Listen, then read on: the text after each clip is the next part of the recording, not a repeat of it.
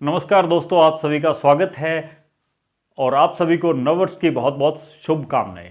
नववर्ष में उम्मीद करता हूं कि लोक सेवा आयोग द्वारा स्कूल व्याख्याता भर्ती परीक्षा का आयोजन किया जाएगा। नई भर्ती आएगी, उसका आयोजन भी होकर 2024 में नियुक्तियां मिल जाएगी, संभावित है।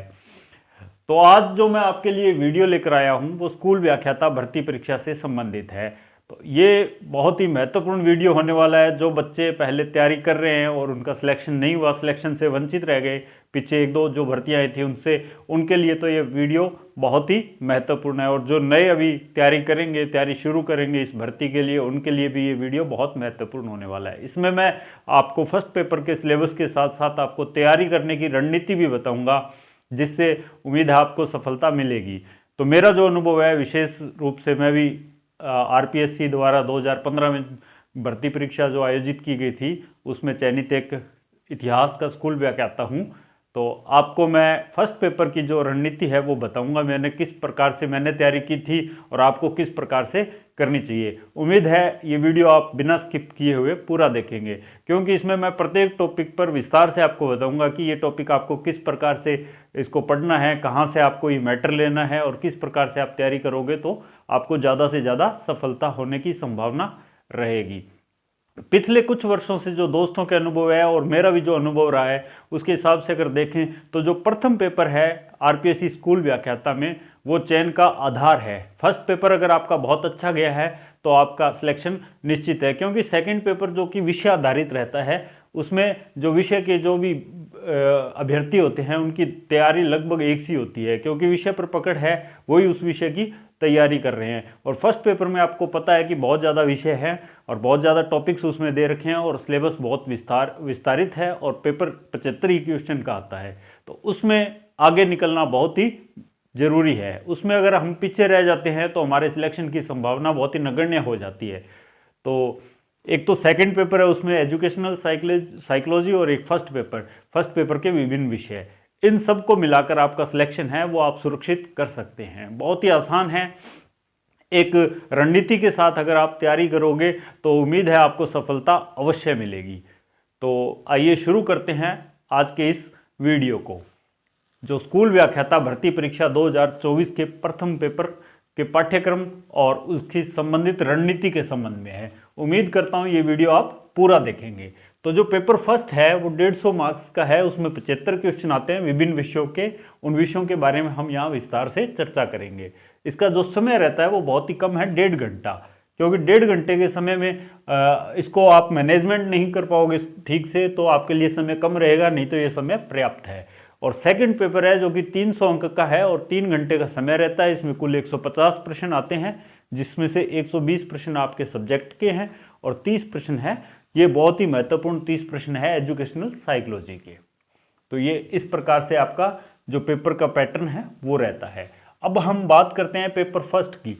पेपर फर्स्ट में कौन कौन से सब्जेक्ट आते हैं? पेपर फर्स्ट में देखो, भारत और राजस्थान का इतिहास विशेष संदर्भ में आता है। इसमें भारतीय स्वतंत्रता आंदोलन है, महत्वपूर्ण व्यक्ति हैं, गुप्त और मुगल काल की स्थापत्य कला है जिनके बारे में हम बात करेंगे। इसके अलावा राजस्थान की जो प्राचीन सभ्यताएं हैं, राजस्थान का जो स्वतंत्रता आंदोलन है, एकीकरण है, इसके संबंध में भी आता है। बाकी ये सारा जो टॉपिक है उसके बारे में हम इस वीडियो में चर्चा करने वाले हैं। इसी प्रकार इसके अलावा गणित है, सांख्यिकी है, योग्यता, मानसिक योग्यता परीक्षण है, हिंदी है, अंग्रेजी है, विज्ञान है, राजस्थान का भूगोल है, राजनीति विज्ञान है, स्कूल मैनेजमेंट है, करंट अफेयर्स है। ये बहुत सारे विषय फर्स्ट पेपर में आते हैं। तो फर्स्ट पेपर का जो सिलेबस है बहुत ही विस्तृत है। और हम गलती कहाँ करते हैं इसमें?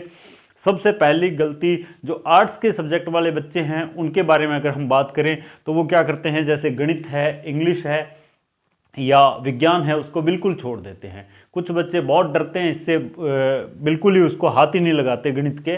मेरे साथ था ऐसा, कुछ मेरे दोस्त थे, उन्होंने गणित बिल्कुल नहीं पढ़ा था, वो सिलेक्शन से वंचित रह गए। हालांकि हिस्ट्री में वो बहुत अच्छे थे। सांख्यिकी है, बहुत आसान है ये आपको देखने पे अगर थोड़ा सा ये लगता है, कुछ आर्ट्स के जो आर्ट्स सब्जेक्ट्स के विद्यार्थी होते हैं उनको गणित और विज्ञान से थोड़ी घबराहट होती है, तो घबराना बिल्कुल नहीं है आपको। 8वीं 9वीं 10वीं लेवल तक का आता है, बहुत आसान है। अपने जो राजस्थान बोर्ड में या जो एनसीईआरटी की बुक्स लगती हैं, प्रश्न वहाँ से सीधे उठाए जाते हैं, बहुत ही आसान आसान प्रश्न आते हैं। अगर आप किताब को 2 बार ही उनको पढ़ लोगे तो उम्मीद है कि उसमें आपके अच्छे अंक फर्स्ट पेपर में आ सकते हैं।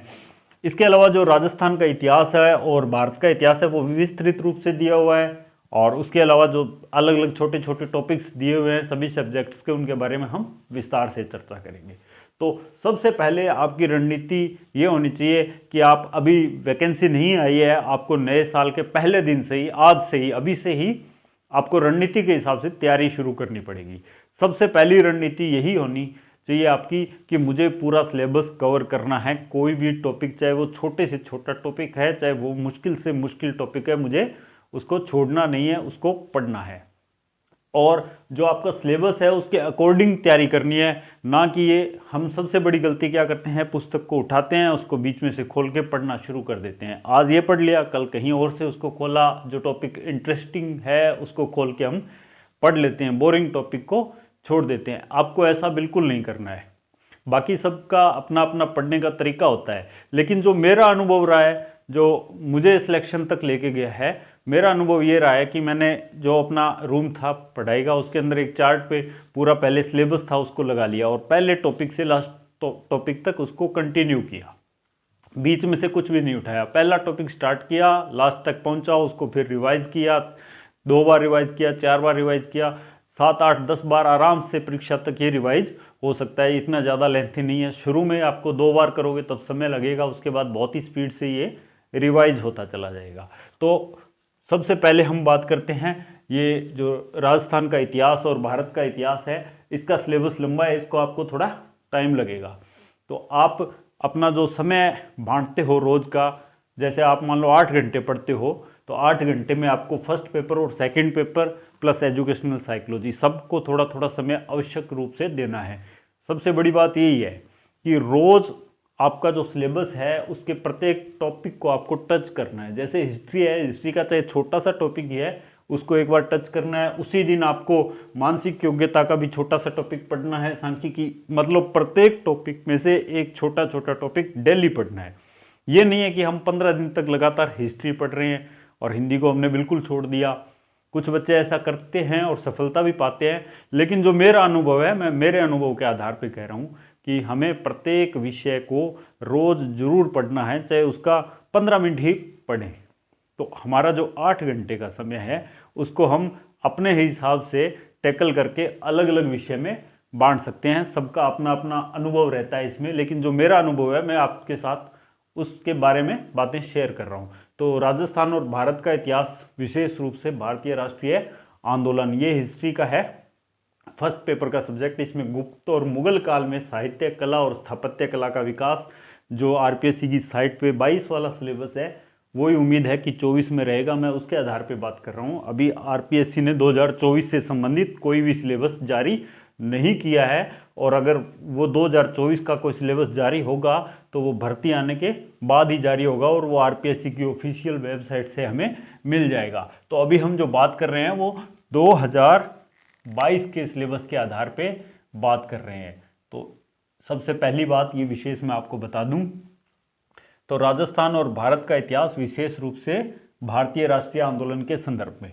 यहाँ देखो, गुप्त और मुगल काल में साहित्य, तो हमें यहाँ पर साहित्य के बारे में हमें ध्यान होना चाहिए कि साहित्य में क्या क्या है। गुप्त और मुगल केवल पढ़ना है हमें, इसके अलावा हमें कहीं नहीं जाना, क्योंकि आरपीएससी में पिछले कुछ भर्तियों का इतिहास देखें तो बहुत से प्रश्न डिलीट हुए हैं। उनका डिलीट होने का कारण यही है कि वो आउट ऑफ सिलेबस है या उनके ऑप्शन में कुछ ना कुछ गड़बड़ रह गई है। तो हमें गुप्त और मुगल काल में साहित्य, कला और स्थापत्य का विकास, ये टॉपिक है, इस टॉपिक के हिसाब से तैयारी करनी है। दूसरी बात आती है विद्यार्थियों बुक्स की। ज़्यादातर बच्चे क्या करते हैं, मुझे नोट्स चाहिए, मुझे नोट्स चाहिए। विशेषकर लड़कियों के लिए ये मैं बात कहूँगा कि उन्हें नोट्स में बहुत ज़्यादा विश्वास रहता है। तो नोट्स आपको वही काम के हैं आपके, जो आपने या तो कोई क्लास में खुद तैयार किए हैं। किसी दूसरे के नोट्स पढ़ के आपको कोई फ़ायदा नहीं होने वाला है। कोई भी कंपटीशन एग्जाम की जो मार्केट में अच्छी पुस्तकें आती है, मैं किसी का नाम विशेष रूप से नहीं लूँगा, लगभग कोई भी किताब आती है तो वो 70% है उस पुस्तक से पेपर आता है। कोई भी पुस्तक हो, चाहे अच्छी पुस्तक आप लोगे बाजार से तो वो सिलेबस के अकॉर्डिंग वाली पुस्तक है। मैं इसलिए बात कर रहा हूँ कि आपको जगह जगह से अलग अलग मैटर इकट्ठा करोगे, पुस्तकें बहुत ज़्यादा इकट्ठे कर लोगे, कोई फ़ायदा नहीं है। बाज़ार से अपने दोस्तों के साथ या अपने जो शिक्षक मार्गदर्शक हैं उनके साथ चर्चा करके एक अच्छी पुस्तक लीजिए। मैं गारंटी लेता हूँ अच्छी पुस्तक में 70% पेपर आवश्यक रूप से आपको मिलेगा। और आरपीएससी फर्स्ट ग्रेड में 70% वाले टॉपर रहते हैं लगभग। कोई सा बच्चा होता है जो उससे ऊपर जाता है, 65+ मेरिट रहती है, 65 या 65% के आसपास मेरिट रहती है, और कुछ विषयों की जो मेरिट है वो 60% तक आ जाती है। तो इसलिए आपको क्या करना है, जो भी पुस्तक लेनी है उसकी अच्छे से तैयारी करनी है, ना कि ज़्यादा मैटर इकट्ठा करना है। ज़्यादा मैटर इकट्ठा करके आप कोई भी पुस्तक को या जो भी आपके पास नोट्स है उसको आप अच्छे से नहीं पढ़ पाओगे, उनमें उलझ जाओगे। तो इसलिए सबसे पहली बात कि ज़्यादा कचरा इकट्ठा नहीं करना है, बढ़िया ऑथेंटिक पुस्तक एक लेकर उसको अच्छे से तैयार करना है। जैसे हम अगर इतिहास के बारे में बात करें तो आर्य वाली है, या जो किरण वाली लगभग बच्चे पढ़ते हैं, और आजकल पप्पू सिंह प्रजापति जी की भी एक अच्छी पुस्तक आई हुई है मार्केट में। तो इन सबको अगर हम पढ़ेंगे तो इसका लगभग, अब तो नई पुस्तकों में तो मैं 80-85% तक मानता हूँ कि ये इस मैटर में आ जाएगा। अब बात करते हैं 1800 स्वतंत्रता 57 का स्वतंत्रता संग्राम, राष्ट्रीय आंदोलन के प्रमुख नेता वीडी सावरकर। तो हमें यहाँ पर नेता तक बता दिए हैं कि इनमें से ही प्रश्न पूछे जाएंगे। वीडी सावरकर, बंकिम चंद्र, लाल बाल पाल, चंद्रशेखर आज़ाद, भगत सिंह, सुखदेव, रास बिहारी बोस, सुभाष चंद्र बोस। तो यहाँ से हमें टू द पॉइंट तैयारी करनी है। सामाजिक और धार्मिक पुनर्जागरण, राजा राममोहन राय, दयानंद सरस्वती और विवेकानंद। तो सामाजिक और धार्मिक पुनर्जागरण में केवल 3 ही नेताओं के नाम हमें दिए हुए हैं, इनके बारे में ही पढ़ना है। महात्मा गांधी जवाहरलाल नेहरू के विशेष संदर्भ में राष्ट्रीय आंदोलन। तो राष्ट्रीय आंदोलन है वो महात्मा गांधी और जवाहरलाल नेहरू के विशेष संदर्भ में हमें तैयार करना है।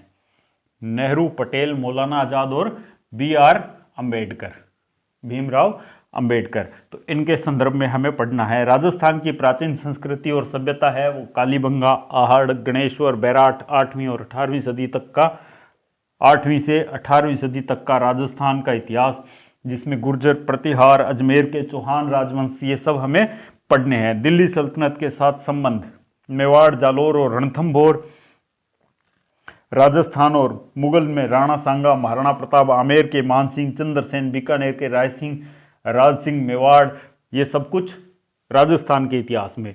यहाँ पर अगर हम बात करें तो इतिहास का सिलेबस इसमें सबसे ज़्यादा लेंथी है, और इतिहास का जो हिस्ट्री है वो आती है लगभग, इसमें 15 प्रश्न आते हैं हिस्ट्री के या इतिहास के हैं वो 15 प्रश्न आते हैं। तो ये बहुत ही महत्वपूर्ण है। सबसे बड़ी बात, एक बच्चे सबसे ज़्यादा गलती क्या करते हैं, मुश्किल प्रश्न आते हैं उनमें ज़्यादा जोर लगाते हैं, उनको सही करने की कोशिश करते हैं। अगर उनको थोड़ा सा भी कन्फ्यूजन होता है तो कुछ लगा देते हैं, उसमें भी ए या बी में कन्फ्यूजन है तो कर देते हैं। नहीं करना चाहिए। मुश्किल प्रश्न है उसको, अगर आपको थोड़ा सा भी संशय है तो उसको छोड़ देना चाहिए, मैं तो ये कहूँगा। क्योंकि मुश्किल प्रश्न है तो वो पूरे राजस्थान के जो जितने भी अभ्यर्थी बैठे हैं उनमें से बहुत कम अभ्यर्थी हैं उनको आ रहा है। लेकिन अगर आपने एक प्रश्न आसान गलत कर दिया, एक आसान प्रश्न अगर आपने गलत कर दिया तो लाखों लोग आपसे आगे निकल जाएंगे। मुश्किल प्रश्न आपने एक रोक दिया तो कम से कम आप गलत तो नहीं बना, गलत होते ही आप फिर कुछ लोगों से आप पीछे हो जाओगे। इसलिए गलती करने की कोशिश बिल्कुल नहीं करनी है। हमें कोशिश करना है, पहली बात तो ये करनी है कि बिल्कुल हमें जो कॉन्फिडेंट है कि हमें ये बिल्कुल ये क्लियर है, यही इसका उत्तर है, तो वही उत्तर आपको करना चाहिए, उतने प्रश्न ही अटेम्प्ट करने चाहिए। हम क्या करते हैं, घर से पूर्वाग्रह से ग्रसित होकर जाते हैं, विशेषकर लड़कियों की बात करें तो वो घर से ये पूर्वाग्रह लेकर चलती है कि 75 में से कम मेरे को 65 क्वेश्चन है वो अटेम्प्ट करने हैं। जरूरी नहीं है। अगर आप 35 क्वेश्चन भी ठीक तरीके से करके आते हो तो आपका सिलेक्शन हो सकता है, आप सिलेक्शन से वंचित नहीं रहोगे, उम्मीद है। क्योंकि जो ज़्यादातर इसमें फर्स्ट पेपर में ही है वो गलतियां होती है। मैंने देखा है कुछ बच्चे हैं मेरे परिचित में हैं, उनका सेकंड पेपर बहुत अच्छा गया है लेकिन फर्स्ट पेपर में वो 20%, 25%, 30% तक सीमित रह गए। क्यों? क्योंकि उन्होंने सारा अटेम्प्ट कर लिया, उनके 35 प्लस सही थे लेकिन वो गलती करके 25 पे आ गए।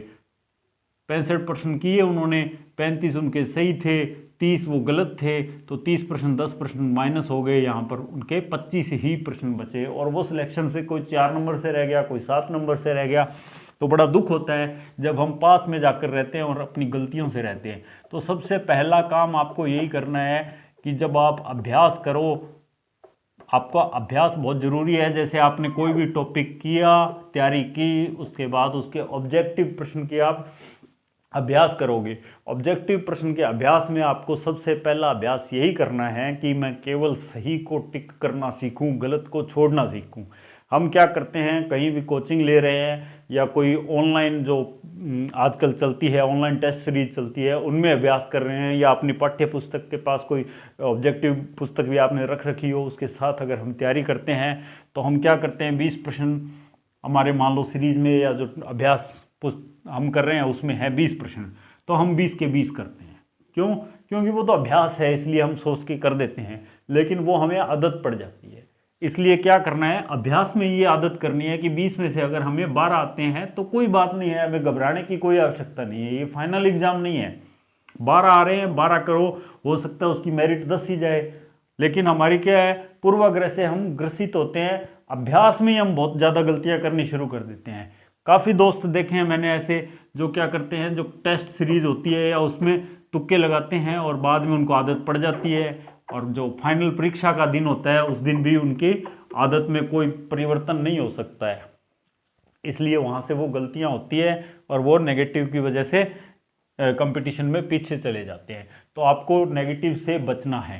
पहला, राजस्थान का स्वतंत्रता संग्राम का इतिहास, 1857 की क्रांति, राजनीतिक जागृति, प्रजामंडल आंदोलन, किसान और जनजातीय आंदोलन, राजस्थान का एकीकरण, समाज, धर्म, लोक देवता देवियाँ, राजस्थान के संत, वास्तुकला, मंदिर, किले, महल, पेंटिंग, इसके विभिन्न स्कूल, मेले और त्यौहार, रीति रिवाज, पोशाकें और आभूषण, लोक संगीत और नृत्य, भाषा और साहित्य। अगर हम बात करें इतिहास, तो ये बहुत ही लेंथी सिलेबस है, लेंथी सिलेबस है। इसको लगभग आपको 3-3.5 महीने में ये सिलेबस आपका कवर हो पाएगा, अगर आप इसको 2-3 घंटे रोज़ आप समय दोगे तो।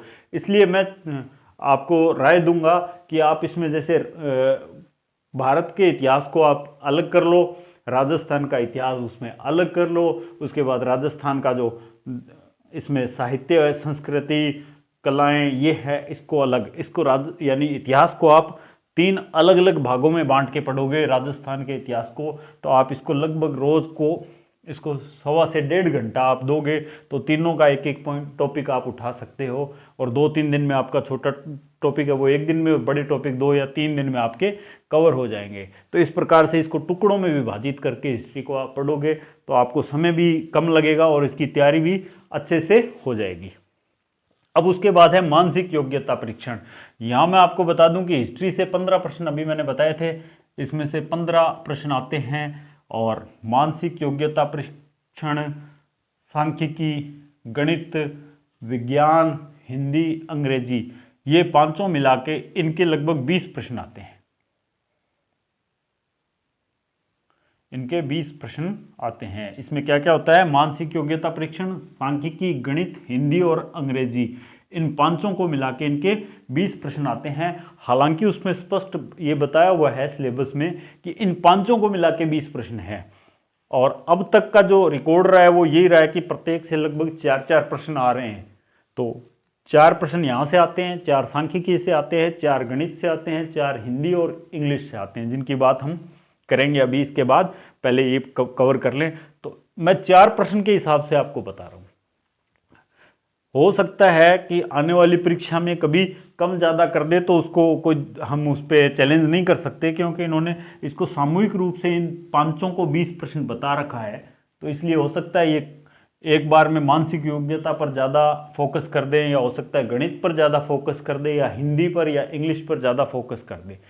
इसलिए ये वाला पोर्शन है ना, ये बहुत ज़्यादा इंपॉर्टेंट बन जाता है। 20 प्रश्न बहुत मायने रखते हैं, बहुत बड़ा, और ज़्यादातर क्या करते हैं बच्चे, इसमें ही छोड़ते हैं। क्या छोड़ते हैं इसमें?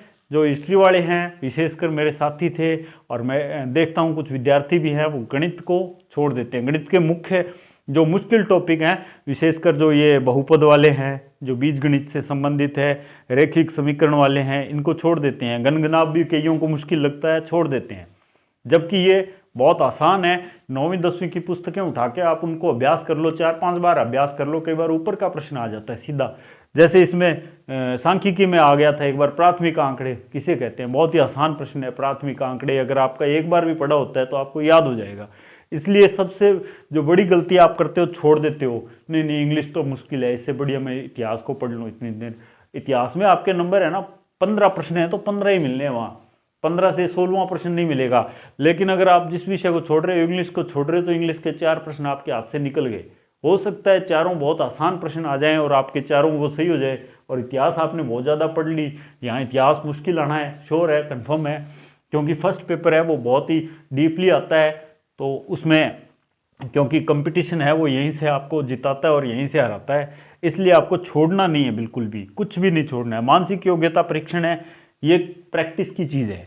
इसको आप कोई भी पुस्तक उठाओगे इससे रिलेटेड आपको ज़्यादा से ज़्यादा अभ्यास करना है। जैसे सादृश्यता, श्रृंखला पूर्णता, कोडिंग डिकोडिंग, रक्त संबंधी, तार्किक व्यय नारेख, वर्णमाला परीक्षण, संख्या, रैंकिंग, सामान्य समय अनुक्रम परीक्षण, गणितीय संचालन, अंकगणितीय डेटा व्याख्या और डेटा पर्याप्तता, घन और पासा। तो यहाँ घन और पासे से संबंधित प्रश्न आसान है, कई उसको भी छोड़ देते हैं। तो आपको कुछ नहीं छोड़ना है, इसका केवल अभ्यास करना है।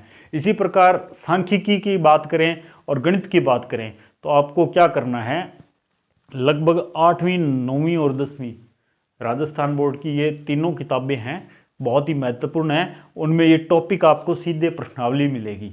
आपको उनके उदाहरणों की भी अगर आप प्रैक्टिस कर लो तो वहाँ से आपको प्रश्न मिल जाएंगे, पूरे गणित के, पूरी सांख्यिकी के। इसलिए ये बहुत ही आसान है, बार बार आपको मैं कह रहा हूँ, बहुत आसान है, बहुत आसान है, लेकिन मेहनत करनी पड़ेगी। आपको छोड़ना नहीं है कुछ भी। कुछ भी छोड़ोगे तो आप पीछे चले जाओ। एक प्रश्न अगर आसान है, जैसे गणित है, उसमें 1-2 प्रश्न बहुत आसान आते हैं, वो भी अगर आपको नहीं आएंगे तो आप लाखों लोगों से बहुत पीछे हो जाओगे। उनको फिर पीछे करने के लिए आपको बहुत ज़्यादा सेकंड पेपर में बहुत ज़्यादा मेहनत की आवश्यकता होगी, जो कि संभव नहीं है। सांख्यिकी में देखो, डेटा का संग्रह, डेटा की प्रस्तुति, डेटा का ग्राफिकल प्रस्तुतिकरण, ये कुछ भी नहीं है। यहाँ से एक आधा प्रश्न बहुत मुश्किल से बनता है। प्रश्न यहाँ से बनता है, अवर्गीकृत और समूहीकृत डेटा की केंद्रीय प्रवृत्ति, जिसमें माध्यिका, मध्य और बहुलक, यहाँ से प्रश्न बनते हैं। अब है गणित। गणित में देखिए आप, प्राकृतिक परिमेय और अपरिमेय संख्याएं हैं, वास्तविक संख्याएं हैं, उनके दशमलव विस्तार हैं, वास्तविक संख्याओं पर संक्रियाएं हैं, वास्तविक संख्याओं के लिए घातांक के नियम हैं, तर्क संगत संख्याएं हैं और उनके दशमलव विस्तार हैं, एक बहुपद के शून्यक, एक बहुपद के गुणांक और शून्य के बीच में संबंध, बहुपदों के लिए विभाजित एल्गोरिथम, बीजगणितीय विधियां, दो चरों के रैखिक समीकरण और उनके हल, क्षेत्रमिति है। क्षेत्रमिति में एक घनाभ और घन का पृष्ठीय क्षेत्रफल, लंबवर्तीय बेलन, शंकु, गोला, घनाभ, अर्धगोला का आयतन, पृष्ठीय क्षेत्रफल, इनका संयोजन और रूपांतरण। अब मैं दूसरी आपको एक विशेष बात और बताने जा रहा हूँ। आपको बार बार कह रहा हूँ, वीडियो स्किप मत कीजिए, बीच बीच में बहुत ही महत्वपूर्ण बातें मैं आपको बताऊंगा। तो आपको क्या करना है, आपके पास कम से कम 2 मैप आपके घर पे, जिस कमरे में आप तैयारी करते हो, उसमें लगे होने चाहिए। एक तो पूरे भारत का और एक राजस्थान का।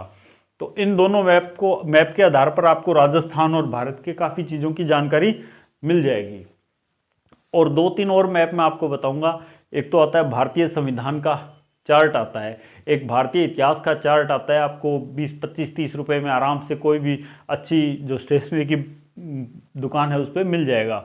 वो ये चारों आपकी जो आपका स्टडी रूम है उसमें आवश्यक रूप से लगे हुए होने चाहिए। अब क्या करोगे आप, जो भारतीय संविधान वाला मैप है उसके बारे में हम बाद में बात करेंगे, जब राजनीति के बारे में बात करेंगे।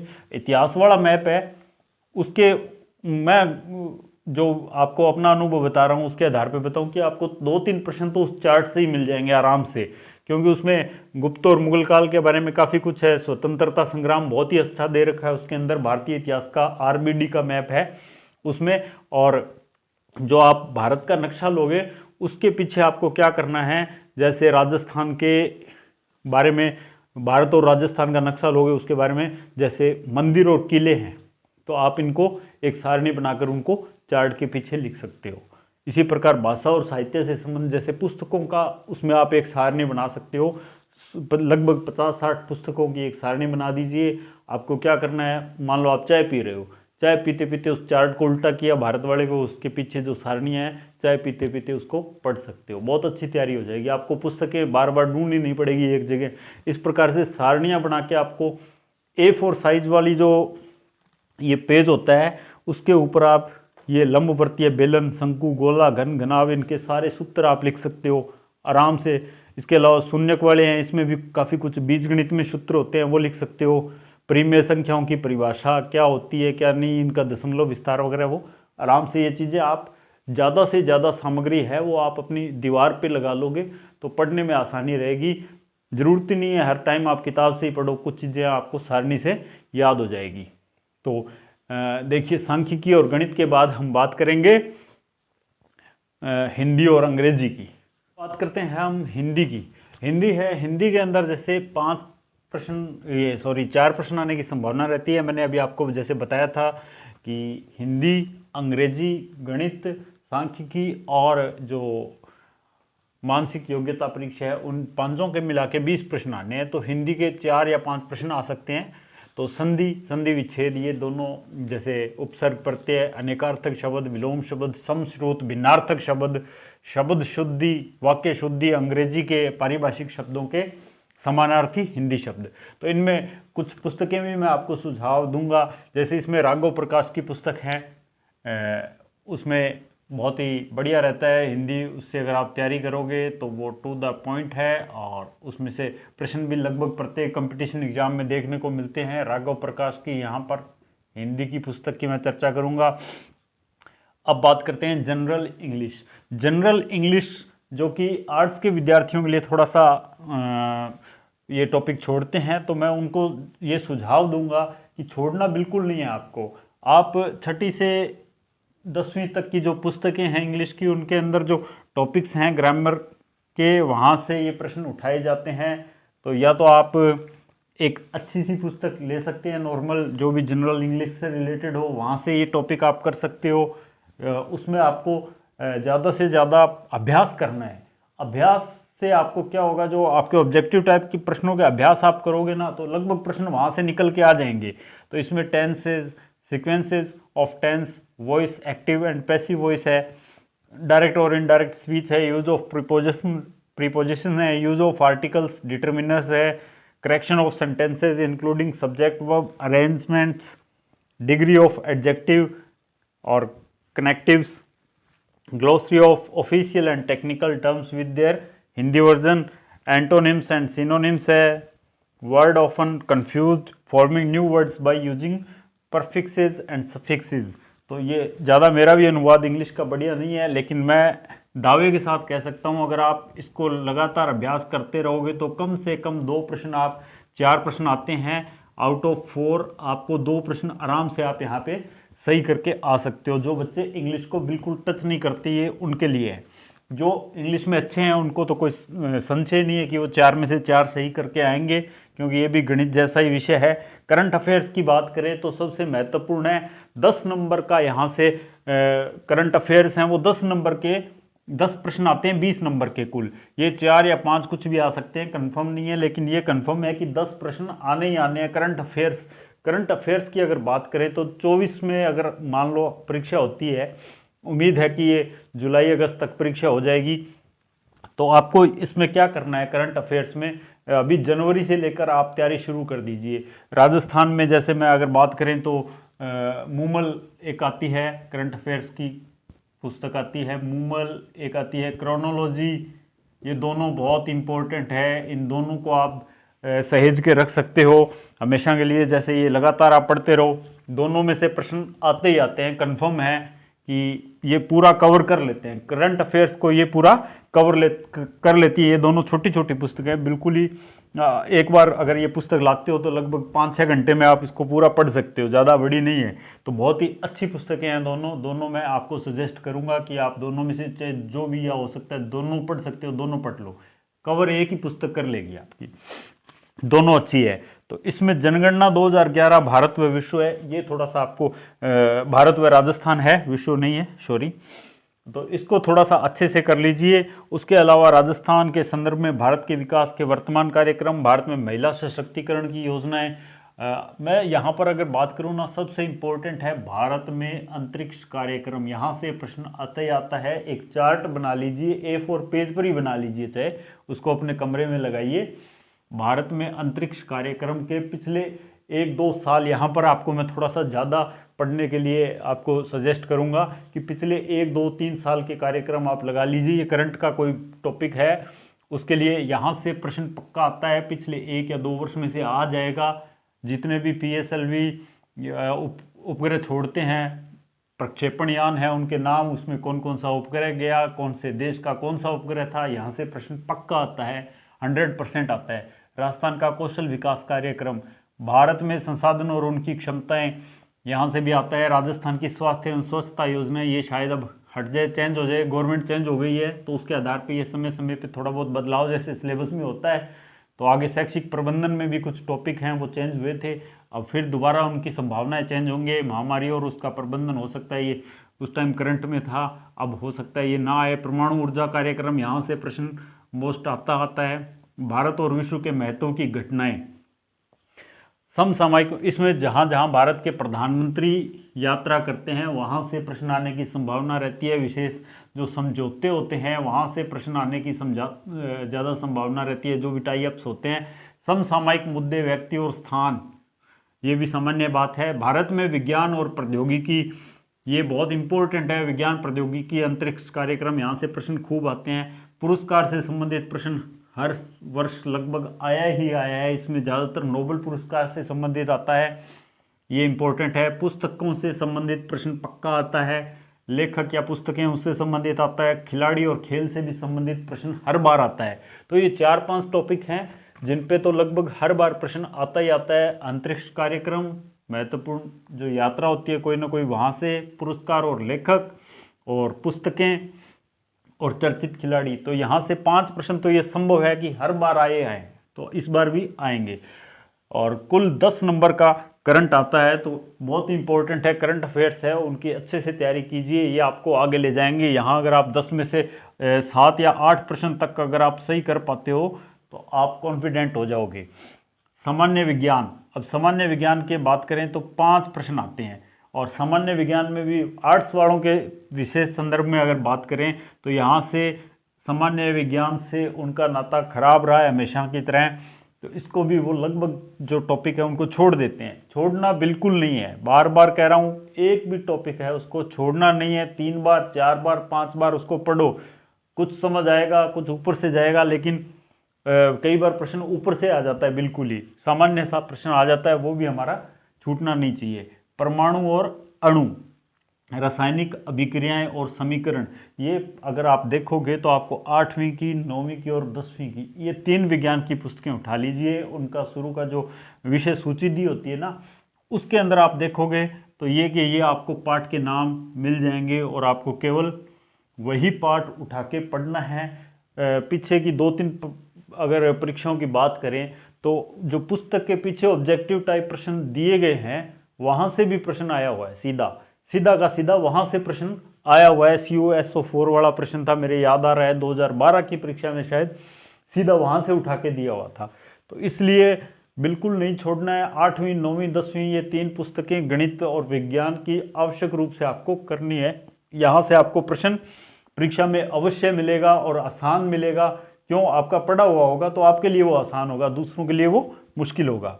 और मैं कह रहा हूँ कि अगर एक प्रश्न आप दूसरों से ज़्यादा करते हो तो लगभग आप 80-85% लोगों को पीछे छोड़ देते हो। अपनी जो भर्ती परीक्षा है उसमें उसके हिसाब से 80-85% बच्चों को आप पीछे छोड़ देते हो एक प्रश्न के आधार पे। नियंत्रण और समन्वय, आनुवंशिकता और विकास, प्राकृतिक संसाधनों का प्रबंधन, पर्यावरण की सुरक्षा, जैव विविधता और सतत विकास, ये कि ये पाठ आपको मिलेंगे। मैं देखता हूँ अगर मेरे पास अभी पुस्तक है एक,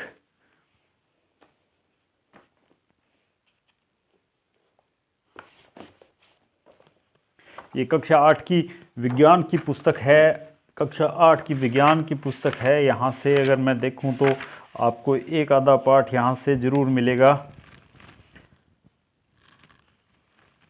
धातु और अधातु, संश्लेषित रेशे और प्लास्टिक, कोयला, पेट्रोलियम, पौधों एवं जंतुओं में संरक्षण, जंतुओं में जनन, पल और दाब, विद्युत धारा के रासायनिक प्रभाव, प्रकाश, तारे और सौर परिवार, प्रदूषण, जैव विविधता और सतत विकास। तो यहाँ से ये सीधा जो विषय सूची दी हुई है इसमें से सीधा प्रश्न आपको मिलेगा, विषय सूची से आपको सीधा प्रश्न मिलेगा। तो इस प्रकार से आपको क्या करना है कि 8वीं, 9वीं और 10वीं, ये 8th, 9th और 10th, ये 3 पुस्तकें आपको उठानी है। उसकी विषय सूची में से आपको ये टॉपिक सीधे मिलेंगे। रासायनिक अभिक्रियाएं और समीकरण 9th क्लास में सीधा टॉपिक पूरा कंप्लीट दिया हुआ है, यहाँ से प्रश्न आता ही आता है। परमाणु अणु प्रश्न 8वीं में मिल जाएगा आपको, 8वीं पुस्तक में मिल जाएगा। अब बात करें हम भारतीय राजनीति की, ये भी 5 नंबर आपको बिल्कुल कंफर्म कर लेने हैं कि 5 में से मेरे 5 सही हों, इतना आपको कॉन्फिडेंट होना चाहिए, क्योंकि बहुत ही कम टॉपिक आपको राजनीति विज्ञान के दिए हुए हैं। मैंने आपको बताया था कि एक इतिहास का चार्ट आता है आरबीडी का 20-25 रुपये का, इसी तरह एक भारतीय राजनीति यानी संविधान और उसकी विशेषताएं संविधान से संबंधित है। भारत के संविधान के अनुच्छेद हैं वो 395 जो प्रारंभिक अनुच्छेद थे वो लिखे हुए आपको एक चार्ट मिल जाएगा आरबीडी का। उसमें थोड़ी जगह आप मैनेज करके उसमें आप विशेषताएं लिख दीजिए। उसके अलावा आपको सब कुछ मिल जाएगा। संविधान की मुख्य विशेषताएं लिख दीजिए कि कौन सी विशेषता है वो कौन से संविधान से उठाई गई है, ठीक है, और कौन कौन से संविधान से क्या उद्धृत किया गया है। उसके अलावा आपको ये सारा कुछ है वो सुप्रीम कोर्ट, संगठन, आयोग, बोर्ड सब उसके अंदर मिल जाए। आयोग और बोर्ड के अध्यक्ष आपको लिखने पड़ेंगे और उनके गठन व कार्य लिखने पड़ेंगे। उसके अलावा मंत्रिमंडल, प्रधानमंत्री, शक्तियाँ, कौन कौन से अनुच्छेद में उनकी नियुक्ति होती है, क्या क्या उनके पास शक्तियाँ हैं, आपातकालीन शक्तियाँ, ये सब कुछ आपको उस चार्ट में मिल जाएगा। डेली आप रिविजन कर सकते हो। 15 मिनट का समय अगर आप पॉलिटिकल साइंस को देते हो तो भी उसमें 5 में से 5 नंबर ले सकते हो। 15 मिनट डेली देना है आपको।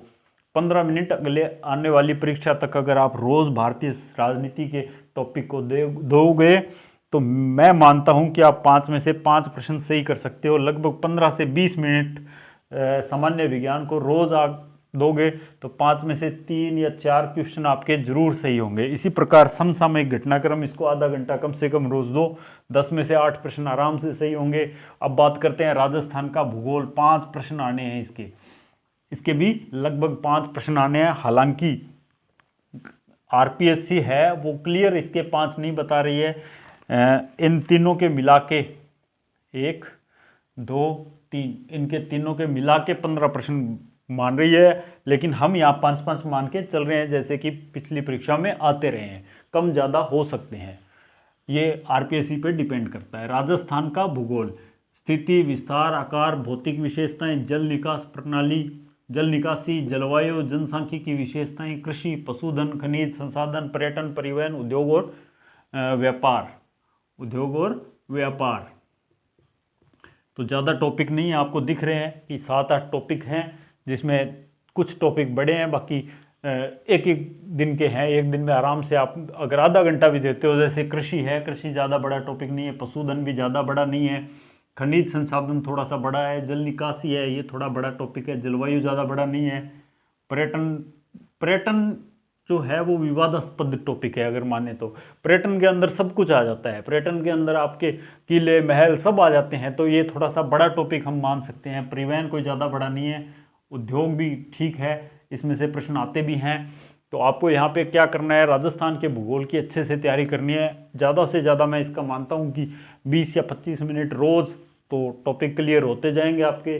परीक्षा में बहुत समय है, अभी वैकेंसी आएगी, उसके बाद कम से कम 3 महीने आपको सिलेबस जारी होगा। सिलेबस जारी होने के लगभग 3 महीने आपको मिलेंगे तैयारी करने के लिए। तो उम्मीद है 7-8 महीने आपके पास आराम से हैं। अगर आप आज 1 तारीख से ही शुरू करें और अभी से शुरू करें अपनी एक रणनीति बनाकर, तो आराम से आप सफलता पा सकते हैं। अब हम बात करते हैं सबसे इम्पोर्टेंट जो 15 नंबर के हैं।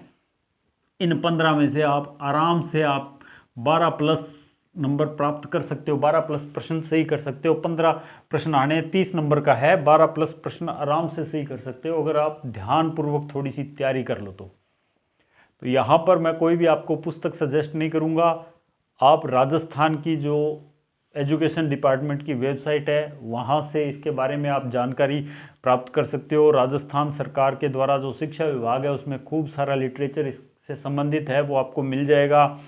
आपके परिचित अगर विभाग में हैं तो आप उनसे प्राप्त कर सकते हो। बाकी मैं अपने चैनल पर भी इनसे संबंधित कुछ महत्वपूर्ण वीडियो आने वाले टाइम में आपको ज़रूर दूंगा। जैसे नया सिलेबस आता है उसके अकॉर्डिंग मैं वीडियो समय समय पर डालूंगा, तो आप तैयारी वहाँ से कर सकते हैं। राजस्थान में शिक्षा का परिदृश्य RTE 2009, RTE 2009 आपको बिल्कुल प्रत्येक पुस्तक में मिल जाएगा।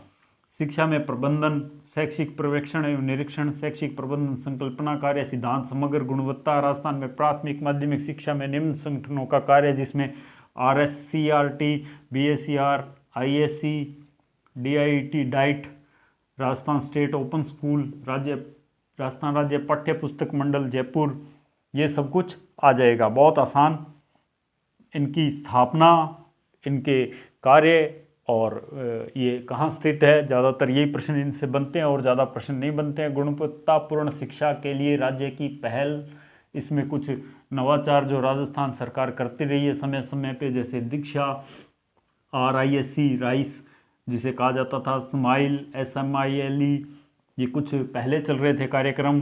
शिक्षा वाणी, समग्र शिक्षा अभियान जो समसा, जिसको समसा भी कहते हैं हम।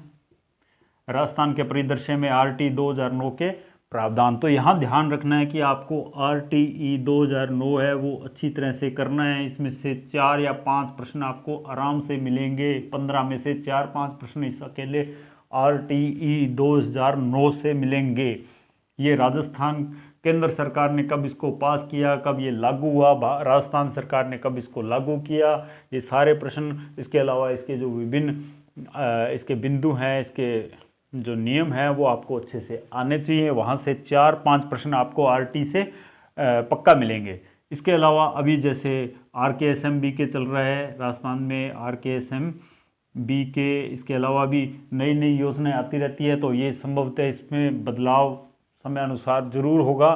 शैक्षिक प्रबंधन का जो आपको सिलेबस बता रखा है उसमें बदलाव होगा। तो लगभग 15 प्रश्न यहाँ से टॉपिक, अभी जो 22 वाली वैकेंसी थी उसमें बताए गए थे कि 15 प्रश्न आएंगे, 15 आए थे। तो ये इस प्रकार से आपके सामने जो मैंने सिलेबस रखा उसमें थोड़ा अगर हम बात कर लें यहाँ दोबारा,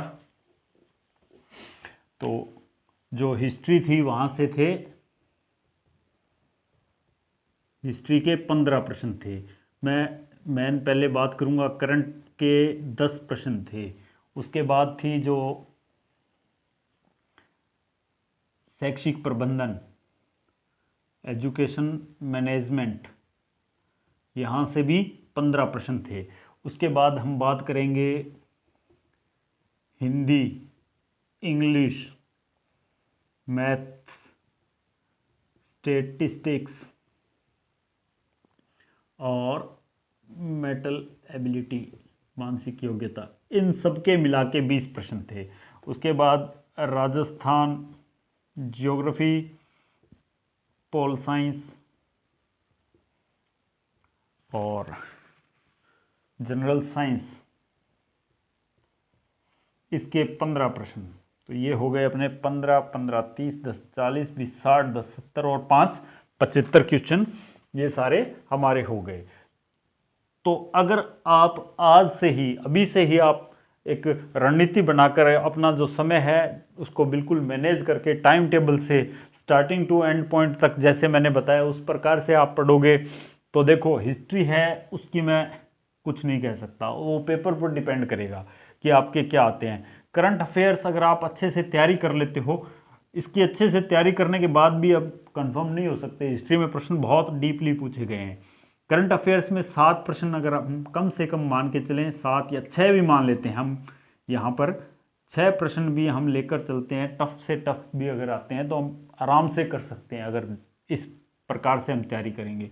एजुकेशनल मैनेजमेंट है वो सिलेबस बहुत सीमित है, प्रश्न ज़्यादातर RT में से आने हैं और जो योजनाएं हैं वहाँ से आने हैं, तो 12 प्लस प्रश्न आपके सही होने चाहिए अगर आप मैनेज करके ढंग से तैयारी करोगे तो। उसके बाद मैंने बताया कि Hindi, English, maths, mental ability, इन सब में से 20 प्रश्न आने हैं। अगर हम 4-4 प्रत्येक से अगर माने तो जो गणित है मैं उसमें आपसे उम्मीद करूंगा कि आप कम से कम 3 प्रश्न, मेंटल एबिलिटी के भी 3 प्रश्न और स्टैटिस्टिक्स के चारों प्रश्न अगर आप सही करके आओगे तो 10 प्रश्न तो ये हो गए। हिंदी और इंग्लिश अगर आपकी कमज़ोर भी है तो 2-2 प्रश्न भी अगर वहाँ से लें तो ये लगभग 14 प्रश्न यहाँ से आपके बैठने चाहिए। और पॉलिटिकल साइंस, जनरल साइंस और राजस्थान जियो है, ये तीनों बहुत ही महत्वपूर्ण है। पॉलिटिकल साइंस में 5/5 आने चाहिए, भूगोल में भी आपके आने तो चाहिए लेकिन 3 ही मान लेते हैं अपने, और पॉलिटिकल साइंस में 4 ही मान लेते हैं, जनरल साइंस में 2 ही मान लेते हैं। तो 9 प्रश्न अगर 15 में से आप यहाँ से सही करके आते हो, और राजस्थान की हिस्ट्री या भारत की जो इतिहास है वो आना है 15 प्रश्न। ये आपका बहुत अच्छी तैयारी होने के बावजूद भी अगर मैं मानता हूँ यहाँ से आप 7 ही प्रश्न आप निकाल पाते हो, तो आप इसको जोड़िए, कितने प्रश्न बनते हैं आपके, 7 और 6 13 और 12 25, 25 और 14 39, 39 और 9 48। देखो मैंने कम से कम लिया है, फिर भी 48 प्रश्न अब आप इस रणनीति से आराम से सही कर सकते हो। आप आराम से इस रणनीति से सही कर सकते हो। मेरा जो स्कोर था वो भी लगभग यही रहा था, इससे +2 था, 50 के आसपास मेरे प्रश्न सही हुए थे। तो अगर आप एक रणनीति के तहत तैयारी करोगे तो आराम से आप 50 प्रश्न तक पहुंच सकते हो। आप भी, कोई ज़्यादा बड़ी बात नहीं है ये, लेकिन आपको अपनी गलतियों को सुधारना है। सबसे बड़ी बात जो मैं यहाँ टॉपिक वाइज आपको लिख देता हूँ कि आपको क्या करना है।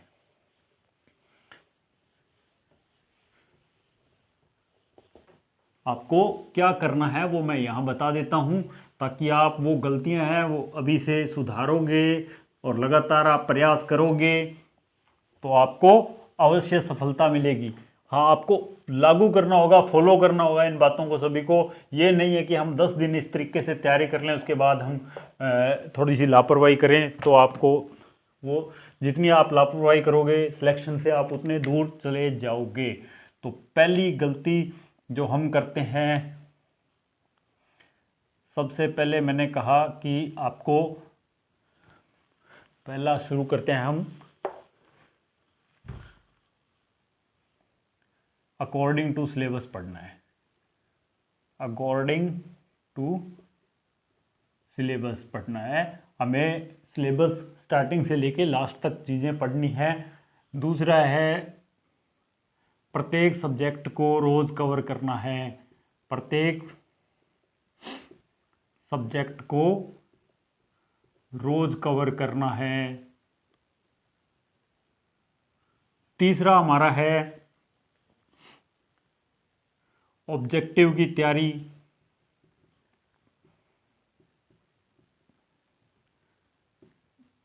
करनी है, प्रैक्टिस करनी है, उसमें अपनी गलतियां सुधारनी है। क्या गलती सुधारनी है कि गलत प्रश्न को टिक करने से हमें बचना है, उसमें गलतियां सुधारनी है।